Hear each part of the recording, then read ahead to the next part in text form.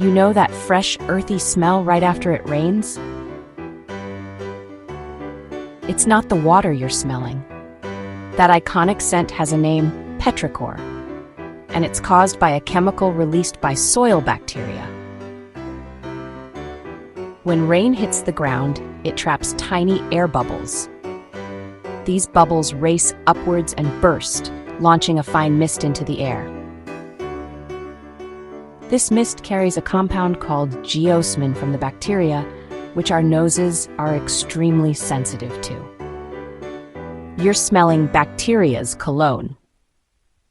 Is this the best smell in nature? Let me know in the comments.